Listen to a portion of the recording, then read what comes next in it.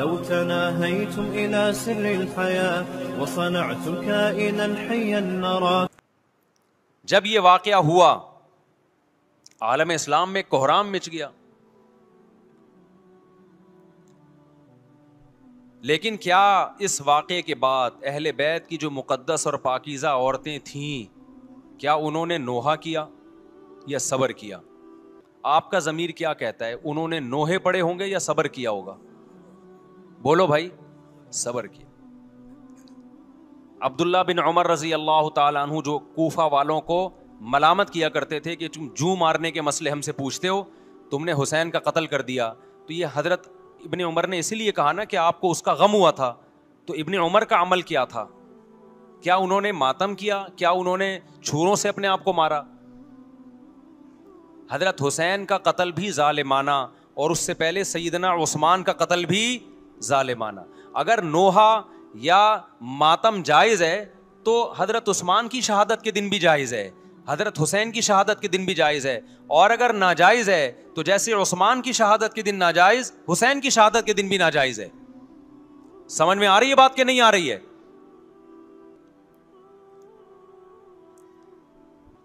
قرآن کیا کہتا ہے ایسے مواقع کے بارے میں؟ تلک امۃ قد خلت لہا ما کسبت ولکم ما کسبتم. قرآن جب بھی پرانی امتوں کے واقعات بتاتا ہے, قرآن کہتا ہے یہ ایک قوم تھی جو گزر گئی, انہوں نے جو کیا اس کا بدلہ ان کو ملے گا, تم جو کرو گے اس کا بدلہ تمہیں ملے گا. تو ہمیں اللہ نے اس واقعے میں بھی بتا دیا کہ سیدنا حسین کا واقعہ, کربلا کا واقعہ جب سنا کرو تو یہ سوچا کرو یہ قوم تھی جو گزر گئی, جس نے اچھا کیا, حسین ابن علی نے اچھا کیا, ان کو اس اچھائی کا بدلہ ملے گا. اور جو حضرت حسین کے قتل کے حضرت سیدنا حسین کے مبارک خون سے جن کے ہاتھ آلودہ ہوئے, کیونکہ قتل کیا نا انہوں نے, تو لہا ما کسبت, ان کو اس ظلم کا بدلہ بھی ملے گا. تو ہمارا کام کیا ہے؟ ہم نے فالو کرنا ہے حسین کے راستے کو, نہ کہ حسین کے نام پہ ہم نے ماتم کرنے ہیں. حسین کا راستہ کیا ہے جس کو ہم نے فالو کرنا ہے؟ اب میں چند چیزیں آپ کو بتاتا ہوں. سب سے پہلا سبق جو ہمیں کربلا میں ملتا ہے کہ عزت اور دین, ایک طرف دنیا ہے. دیکھو اگر حضرت حسین رضی اللہ تعالیٰ عنہ ابن زیاد کے ہاتھ پہ جا کے بیعت ہو جاتے, آپ کیا سمجھتے ہو بے تحاشا مال و دولت حضرت حسین پہ خرچ نہیں کرتا کیا وہ؟ جب ایک بڑا آدمی کسی کے ہاتھ پہ بیعت ہوتا ہے تو اس کو بھی تو فائدہ ہوتا ہے نا اس سے. اور کیا حضرت حسین کو یقین نہیں تھا کہ کربلا میں شہید ہو جاؤں گا؟ فتح اور نصرت کی اسباب کی دنیا میں کوئی امید نہیں تھی, مگر آپ نے اہل بیت کو کربلا میں رسوا کرنے پر عزت کی موت کو ترجیح دی ہے. آج اگر آپ میں یہ ظرف ہے کہ آپ عزت کی موت کو ذلت کی زندگی پر ترجیح دیتے ہو تو پھر آپ حسینی ہو. نہیں یہی بات میرا خیال ہے سمجھ. سیدنا حسین کی سخاوت کے واقعات ہیں. سیدنا حسین باغی نہیں تھے رضی اللہ عنہ. پھر جو اہل بیت کا طرز عمل کیا تھا, محرم میں کیا کیا ہو رہا ہے میں آپ کو بتاتا ہوں. ان میں سے کوئی بھی عمل نہ ہمیں قرآن سے ملتا ہے نہ صحابہ سے ملتا ہے ہمیں. تو ما انا علیہ و اصحابی جو جنتی فرقہ ہوگا اس کی جو علامتیں ہیں, تو جب آپ ان علامتوں کے خلاف چلو گے, صحابہ اور تابعین کو فالو نہیں کرو گے, تو آپ پھر اپنے آپ کو سنی کہنا چھوڑ دو. آپ بتاؤ مجھے اسلام میں کوئی مہینہ منحوس ہے؟ بولو نا, کوئی مہینہ منحوس ہے؟ تو آپ محرم کو منحوس کیوں کہتے ہو؟ لوگ مجھے کہتے ہیں مفتی صاحب فرقہ واریت پھیلا رہے ہیں. دیکھو فرقہ واریت جب پھیلا رہا ہوں جب میں کسی فرقے کے خلاف آپ کو کر رہا ہوں.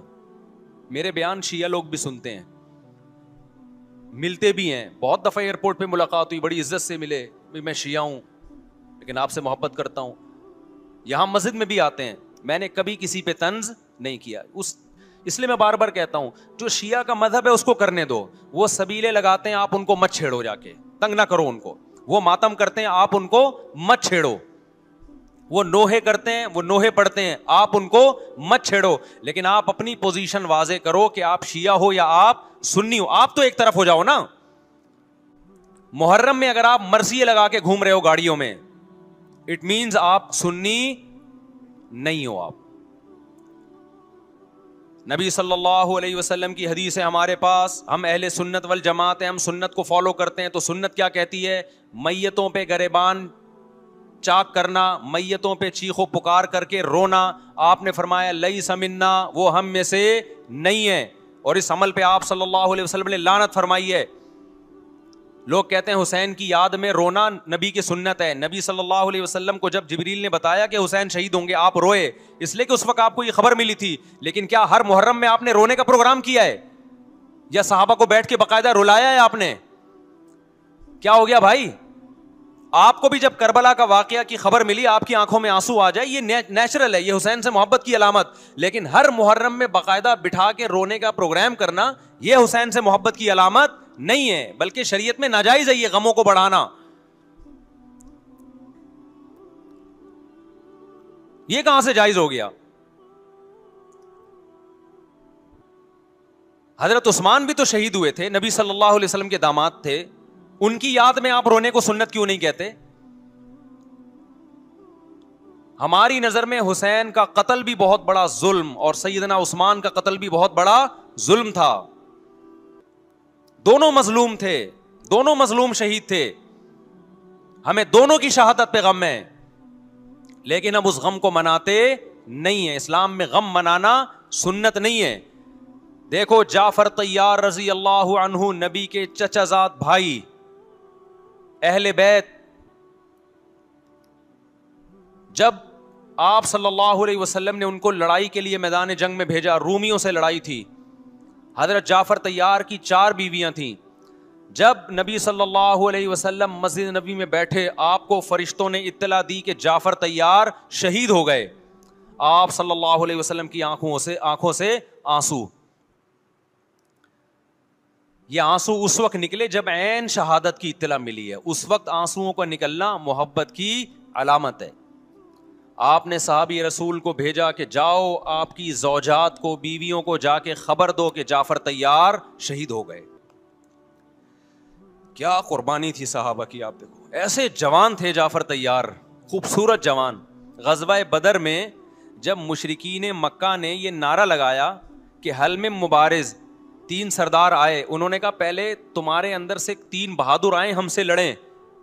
دیکھو عربوں میں یہ ہوتا تھا کہ جب جنگ کے لیے 2 فوجیں آمنے سامنے کھڑی ہوتی تھیں تو پہلے دونوں طرف کے بہادر ترین لوگوں کی لڑائیاں ہوتی تھیں کہ جب تک دونوں میں سے ایک قتل نہیں ہوگا لڑائی شروع نہیں ہوگی. تو آپ کو پتا ہے کہ اس میں بہادر ترین لوگ نکلیں گے نا, جو لڑنا جانتے ہوں. مشرکین مکہ کی طرف سے 3 یا 4 بڑے بڑے سردار آئے لڑائی سے پہلے, بدر میں لڑائی سے پہلے. انہوں نے نعرہ لگایا حل میں مبارز, کوئی ہے تم میں جو پہلے ہم سے لڑے. یعنی ادھر سے ہم 3 ہیں تو ادھر سے بھی کتنے چاہیے؟ 3 بندے. ادھر سے انصار صحابہ آئے, مشرکین مکہ نے کہا لیسو بی اکفائنا, یہ ہمارے جوڑ کے نہیں ہیں, قریشی ہاشمی چاہیے ہمیں, ہمارے نسب کے لوگ ہونے چاہیے. تو ادھر سے نبی صلی اللہ علیہ وسلم نے حضرت علی کو بھیجا اور حضرت جعفر طیار کو بھیجا. جن صحابہ کو بھیجا ان میں حضرت جعفر طیار بھی تھے.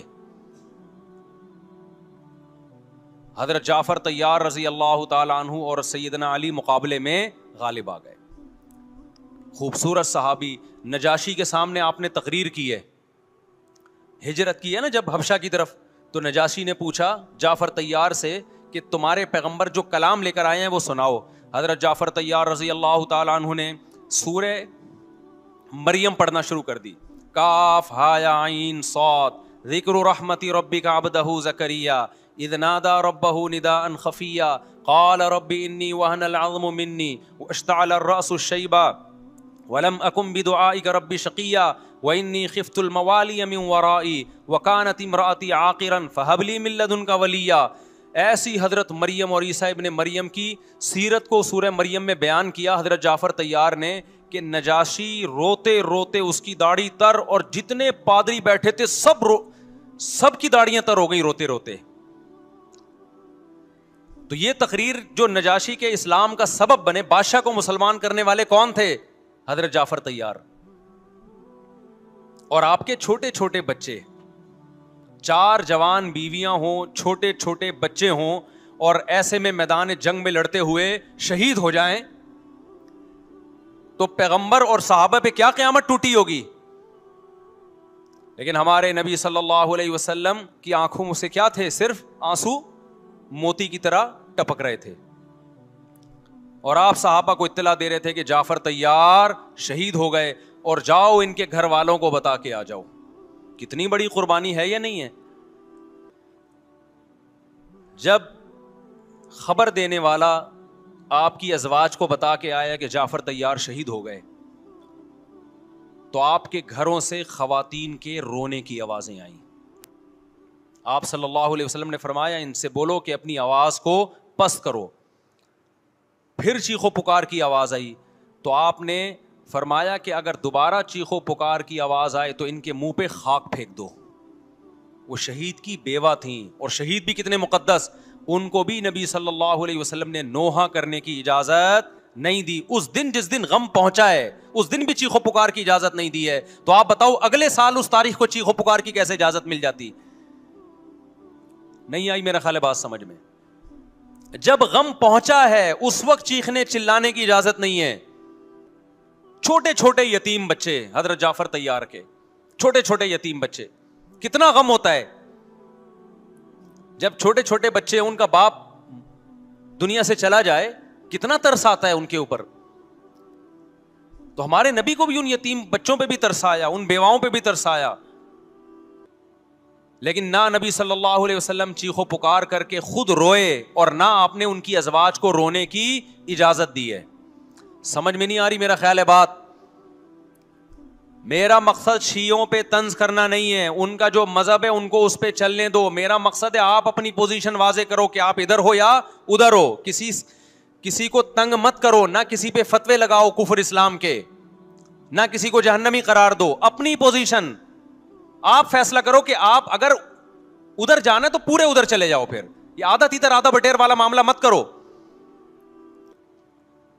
وہ ان کا مذہب ہے بھائی, ان کے علماء ان کو بتاتے ہیں کہ محرم میں کالے کپڑے پہننے ہیں, محرم میں ماتم کرنا ہے, محرم میں کو منحوس سمجھنا ہے, اس میں شادی بیاہ نہیں کرنا. ان کے علماء ان کو بتاتے ہیں, ان کو چلنے دو اس پر.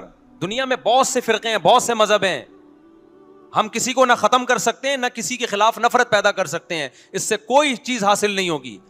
کسی سے نفرت کرنے کی ضرورت نہیں, کسی پہ فتوے لگانے کی ضرورت نہیں, لیکن آپ کو اپنی پوزیشن واضح کرنی پڑے گی کہ میں کہاں کھڑا ہوا ہوں. اگر آپ سنی ہو تو پھر اہل سنت والجماعت صحابہ تابعین کو فالو کرتے ہیں, حدیث کو فالو کرتے ہیں, اور حدیث میں ہمیں ماتم کرنا, نوحہ کرنا, گریبان چاک کرنا اس کی پرمیشن نہیں ہے, بلکہ اس سے روکا گیا ہے, اس عمل کو حرام اور ناجائز قرار دیا گیا ہے. بات آ رہی ہے سمجھ میں؟ باقی جو شیعہ حضرات کرتے ہیں, ہمارے دوست ہیں شیعہ, میں مذاق میں نہیں کہہ رہا, ملتے ہیں ہم سے, میں کبھی ان سے مذہب کے ٹاپک پہ بات نہیں کرتا, نہ ان کو کبھی چھیڑتا ہوں کہ آپ یہ کیوں کر رہے ہو, یہ کیوں نہیں کر رہے. بھائی اس کا مذہب ہے, وہ اس کا فرقہ ہے, جو کرنے دو اس کو, ہم نہیں کرتے, کیونکہ ہم اہل سنت والجماعت میں. سمجھ میں آ رہی ہے بات کہ نہیں آ رہی؟ پھر ربیع الاول کا مہینہ آئے گا, اس میں بھی آپ اپنی پوزیشن واضح کرو کہ آپ ادھر ہو یا ادھر ہو. 2 فرقے ہیں, دیوبندی بریلوی. میں نہیں کہہ رہا کہ کون جنتی کون جہنمی, لیکن بر صغیر میں جن کو دیوبندی کہا جاتا ہے وہ نظر و نیاز تیجے 40 میں کے قائل بولو نہیں ہے. یہ ان کی کتابوں میں لکھا ہوا ہے, وہ اس کے قائل نہیں. اگر کوئی بزرگ ان میں قائل گزرا بھی ہے تو وہ اس کا ذاتی تفرد ہے, اس کو علماء نے فالو نہیں کیا, اس کو ان کی اجتہادی غلطی قرار دیا ہے. ربیع الاول میں جلوس نکالنا یا مزار بنانا یا مزاروں پہ جانا اس نیت سے کہ وہاں جا کے ہم کوئی قوالی پڑھیں گے یا کچھ بھی, ہمارے ہاں قبرستان جانا صرف اس لیے ہے کہ آخرت کی یاد تازہ ہو, بس. اس کے علاوہ اور کوئی کانسیپٹ نہیں ہے. ہمارے ہاں قبر ایک بالش سے زیادہ اونچی بنانا جائز بولو نا نہیں ہے. قبر پکی کرنا جائز نہیں ہے. تیجے 40 کرنا جائز بولو نہیں. آج ایک صاحب آئے, کہنے لگے میری ساس کا 40واں ہے, فجر میں کہنے لگے مجھے, کہہ رہے میں نہیں گیا تو بڑا مسئلہ ہو جائے گا. میں نے کہا بھائی ایک فیصلہ کرو, گرین چینل یا وائٹ چینل, ایک طرف ہو جاؤ بھائی, کیونکہ وائٹ چینل میں یہ جائز نہیں ہے, نہ 40واں ہے نہ تیجا ہے. اب لوگ مذاق اڑاتے ہیں, مر گیا مردود نہ فاتحہ نہ درود. بھائی کچھ بھی کہتے رہو تو پھر پورے ادھر کو ہو جاؤ, یا تو پورے وائٹ ہو جاؤ یا پورے کیا ہو جاؤ, پورے گرین ہو جاؤ. پھر تیجا بھی کرو, 40واں بھی کرو, برسی بھی کرو, اور پھر اس کے بعد جھنڈے بھی لگاؤ ہرے رنگ کے. میں نہیں کہہ رہا دیوبندی صحیح ہے یا بریلوی صحیح ہے, دیکھو میں یہ بحث نہیں کر رہا, میری بات کو غلط نہ لے کے جانا. میں کہہ رہا ہوں آپ اپنی پوزیشن واضح کرو, صحیح غلط تو اگلا مرحلہ ہے. آپ کیا ہو, آپ کو تو یہی نہیں پتا چل رہا. آپ ربیع الاول میں ہرے جھنڈے لے کے گھوم رہے ہو, رمضان میں آپ وائٹ چینل بنے ہوئے ہو, محرم میں آپ بلیک چینل بنے ہوئے ہو, تو پتہ ہی نہیں چل رہا تو ہے کیا بھائی. جب 73 فرقوں میں ایک جنتی ہے تو ایک کو فالو کرو نا جس کو جنتی سمجھتے ہو. اگر آپ سمجھتے ہو کہ بلیک چینل یا شیعہ فرقہ جنتی ہے تو پورے شیعہ ہو جاؤ بھائی. اگر آپ سمجھتے ہو بریلوی فرقہ جنتی ہے تو پورے بریلوی ہو جاؤ. تو جس کو سمجھتے ہو وہ بن جاؤ, لیکن پورے بنو, ادھورے مت بنو, آدھا آدھا نہ لو. بات سمجھ میں آ رہی ہے؟ میں پھر بتا رہا ہوں, نہ میں کسی کو جنتی کہہ رہا ہوں نہ جہنمی. میں یہ نہیں کہہ رہا دیوبندی جنت میں جائیں گے یا بریلوی جائیں گے یا شیعہ جائیں گے, یہ تو اللہ فیصلہ کرے گا. ہم تو وہ کریں گے جو ہماری کھوپڑی میں آ رہا ہے. ہماری کھوپڑی میں یہ آ رہا ہے کہ جس کو بھی کرو تو ایک کو کرو پورا, تاکہ ایک طرف ہو جاؤ. آدھے تیتر آدھے بٹیر مت بنو آپ, اور دوسرے کو چھیڑو بھی نہیں, چھیڑنے کی بھی ضرورت نہیں ہے. کوئی جو کر رہا ہے کہ بھائی اس کا مذہب ہے. دیکھو ہندو مندر میں جاتا ہے نا, ہماری رائے کے مطابق صحیح کر رہا ہے, غلط کر رہا ہے, غلط کر رہا ہے, لیکن ہم چھیڑتے ہیں کیا؟ اسلام نے اجازت دی اس کو چھیڑنے کی کہ ہندو جا رہا ہے اس کو پکڑ کے لا, کیوں جا رہا ہے بھائی؟ اسلام بولا بھائی لکم دینکم ولی دین, تمہارے لیے تمہارا دین, ہمارے لیے ہمارا دین. لا اکراہ فی الدین, دین میں زبردستی نہیں ہے, جو کر رہا ہے اس کو کرنے دو. تبھی اسلامی تاریخ میں کوئی ایک مندر بھی ہمارے علم میں نہیں ہے کہ اس میں ہندوؤں پہ پابندی لگی ہو کہ مندر نہیں جا سکتے. جب تک اسلامی حکومتیں رہی ہیں, ہندوستان میں 1000 سال مسلمانوں نے حکومت کی ہے. اگر ہندوؤں کو مندر جانے سے روک دیتے تو آج یہ مندر ختم ہوتے. اسلامی حکومت جب ختم ہوئی ہے تو بھی مندر, لاکھوں کی تعداد میں مندر تھے. اسلام مسجد جانے کا حکم دیتا ہے یا چرچ جانے کا؟ بولو. مسجد. چرچ جانے کو غلط سمجھتا ہے کیونکہ وہاں غیر اللہ کی, عیسیٰ ابن مریم کی عبادت ہو رہی ہے. لیکن کیا اسلام آپ کو پرمیشن دیتا ہے کہ کوئی عیسائی چرچ جا رہا ہو تو آپ اس کو روکو کہ تو کیوں جا رہا ہے بے, مسجد میں آ؟ اجازت دیتا ہے؟ یا اسلام یہ کہتا ہے کہ اس سے بدتمیزی شروع کر دو آپ؟ بولو کیا ہو گیا؟ آپ کو سبق یاد کرا رہا ہوں میں, بدتمیزی شروع کر دو. یا اسلام یہ اجازت دیتا ہے کہ اس سے اچھا سلوک نہ کرو؟ قطعاً اجازت نہیں, بلکہ قرآن تو کہہ رہے ہیں ان اللہ یحب المقسطین, جو غیر مسلم تم سے لڑ نہیں رہے میدان جنگ میں, ان سے تمہیں اچھا سلوک کرنا پڑے گا, کیونکہ اللہ اچھا سلوک کرنے والوں کو پسند کرتا ہے. صحابہ کرام غیر مسلموں کو بھی ہدیے دیا کرتے تھے, نبی صلی اللہ علیہ وسلم نے یہودیوں کو بھی ہدیے دیے ہیں. تو جو مذہب اسلام کی طرف منسوب نہیں ہے, جب ہمیں ان سے اچھے سلوک کا حکم ہے, تو جو مذہب اسلام کی طرف منسوب ہیں, قطع نظر اس سے کہ وہ اس دعوے میں سچے ہیں یا جھوٹے, یہ تو بحث ایک الگ ہے, لیکن نسبت کس کی طرف کر رہے ہیں؟ اسلام کی طرف. تو ہمیں ان سے بدتمیزی بدسلوکی کی کہاں سے اجازت ہوگی؟ تو میں نہیں کہہ رہا کہ آپ شیعہ بریلویوں سے دشمنی کرنا شروع کر دو, ان کی دعوتیں اٹینڈ نہ کرو, ان سے کاروبار چھوڑ دو, یا ان کو جا کے تنگ کرو, کیوں سبیل لگا کے بیٹھے ہو, کیوں ماتم کر رہے ہو. یہ کام مت کرو آپ. ہمارا ملک اس فرقہ واریت کا متحمل نہیں ہے, سے فساد پھیلتا ہے. لیکن اپنی پوزیشن آپ واضح کرو, ایک لکیر ہے آپ کھینچ دو. اگر کوئی شخص آپ کے سامنے صحابہ کو برا بھلا کہتا ہے, آپ بولو بھائی یہ میری باؤنڈری کیا ہو رہی ہے, کراس. میرے سامنے آپ کو ان بزرگوں کے خلاف بولنے کی اجازت نہیں ہے جن سے مجھے عقیدت ہے. اگر یہ کام آپ نے کیا تو ہماری اور آپ کی راہیں الگ الگ. آپ کا جو مذہب ہے بھائی, آپ بند کمرے میں, آپ کے امام بارگاہ میں, آپ کے مسجدوں میں, یا جہاں بھی ہے, وہ آپ کا نجی معاملہ ہے. ہمارے سامنے آپ نے کوئی ایسی بات نہیں کرنی جو ہمارے عقیدے کے خلاف ہو, تو آپس میں دوستی رہے گی. اب دیکھو عیسائی آپ سے ملتا ہے, آپ گپ شپ کرتے ہو, کھانا کھاتے ہو, لیکن عیسائی بار بار بولے میں آپ کے نبی کو نہیں مانتا, میں آپ کا نبی, آپ بولے گا بھائی تو نہیں مانتا تو ہم نے کب کہا کہ مان تو, لیکن میرے سامنے بار بار کیوں کہہ رہے کہ میں تیرے نبی کو نہیں مانتا؟ یہاں سے آپ کی اس کی دوستی کیا ہو جائے گی پھر؟ ختم. تو غیر مسلموں کے بھی دو قسمیں, کسی بھی مسلک کے لوگوں سے ملو, کسی بھی فرقے کے لوگوں سے ملو, کوئی جھگڑا نہیں, کوئی بحث نہیں, ایک دوسرے کو کھانا بھی ہے, ایک دوسرے کو کھلانا بھی ہے, ایک دوسرے سے کھانا بھی ہے, ایک دوسرے کی دعوتوں میں بھی شرکت کرنی ہے. جہاں مذہب کا معاملہ آئے تو پھر آپ کسی سے بحث نہ خود کرو نہ کسی کو کرنے کی اجازت دو. اگر کوئی کچھ سیکھنا چاہتا ہے تو آپ بولو بھائی علماء کے پاس آ جاؤ, آپ کو کوئی اشکال ہے تو ہم وہاں آپ کا اشکال حل کر دیں گے. اس سے آگے بڑھنے کی کوشش بولو مت کرو, اس سے ملک میں امن ہوگا. باقی فرقے ہمیشہ سے ہیں بھائی, آج کوئی نئے تھوڑی ہیں, اور یہ ہمارا کام تھوڑی ہے فرقے ختم کرنا. یہ تو عیسیٰ ابن مریم جب نازل ہوں گے, حضرت مہدی آئیں گے, وہ تلوار کی طاقت سے ختم کریں گے, ان کے پاس یہ اتھارٹی ہوگی کہ وہ فرقوں کو ختم کریں. آپ نے یہ کرنا ہے کہ دوسرے کے مسلک کو چھیڑنا نہیں ہے اور اپنا چھوڑنا نہیں ہے. مسئلہ آپ کے ساتھ یہ ہو رہا ہے کہ دوسرے کو چھیڑ بھی رہے ہو اور اپنا چھوڑ بھی رہے ہو, دونوں الٹے کام کر رہے ہو. ایک طرف بحث کر رہے ہوتے تم ایسے, اور دوسری طرف وہی بنے ہوئے ہوتے تھوڑے دنوں میں جا کے. ہاں وہ بتا رہا ہوں, وہ نظر و نیاز والی نہیں, وہ سب کو پتا ہے. ہاں ایسی دعوت نہ ہو جس میں بدعت کی تائید ہو. تو آپ جو کر رہے ہو نا وہ یہ کر رہے ہو, دوسرے کو چھیڑ بھی رہے ہو جس سے ملک میں بدامنی پھیل رہی ہے. تقریریں سنو, شیعہ ایسے, بریلوی ایسے, دیوبندی ایسے, اہل حدیث ایسے, تقریروں سے کیا پھیل رہی ہے, نفرتیں. اور پھر محرم میں آپ خود شیعہ بنے ہوئے ہوتے ہو, ربیع الاول میں آپ گرین چینل بنے ہوئے ہوتے ہو, اور رمضان میں آپ وائٹ چینل بنے ہوئے ہوتے ہو. سعودی عرب میں سارے وائٹ ہو جاتے ہیں جا کے, سعودی عرب جو بھی جاتا ہے سارا وائٹ چینل. پیغمبر کی قبر پہ کوئی دھمال نہیں, کوئی قوالیاں نہیں, وہاں کھڑے ہوں گے تمیز سے سلام پیش کر کے آگے نکل جائیں گے. وہاں کوئی چیخو پکار نہیں, وہاں جا کے سارے کیا ہو جاتے ہیں, وائٹ, کیونکہ وہاں حکومت کا ڈنڈا ہے. ٹھیک ہے نا, تو گورنمنٹ کے پاس تو یہ اختیار ہے بھائی ڈنڈا چلائے, ہمارے پاس یہ اختیار نہیں. ہم تو تمیز سے بات کریں گے, سمجھائیں گے, محبتیں پھیلائیں گے, کیونکہ جب عوام ڈنڈا چلاتی ہے تو اس سے اصلاح کم اور فساد زیادہ ہوتا ہے. تو میں بار بار کہہ رہا ہوں بھائی دوستیاں رکھو, کوئی دفتروں میں شیعہ سنی لڑائی نہ ہونے دو, یہ غلط ہے. محبتیں پھیلاؤ لیکن مسلک کو چھوڑنا نہیں ہے. جب کوئی آپ سے کہے محرم میں یہ کام کرو, بولو بھائی ہم چونکہ اہل سنت والجماعت میں سے ہیں, ہم چونکہ سنی ہیں, لہذا ہمارے ہاں کوئی مہینہ ہمارے مذہب کے مطابق منحوس نہیں ہے. پھر کوئی آپ کو اصرار کرے نہیں ہے, آپ بولو بھائی ہم تم پہ اپنا مسلک تھوپ رہے ہیں کیا؟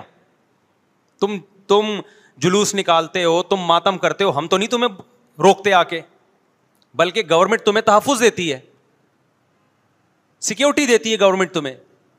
تو جب ہم اپنا مسلک تم پہ نہیں تھوپتے تو تم اپنا مسلک ہم پہ کیوں تھوپ رہے ہو بھائی؟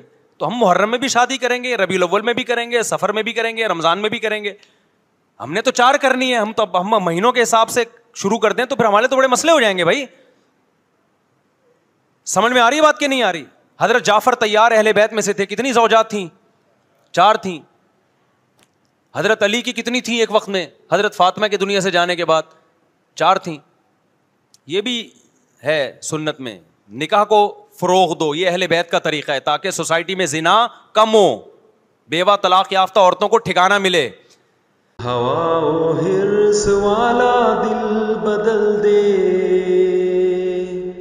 میرا غفلت میں ڈوبا دل بدل دے.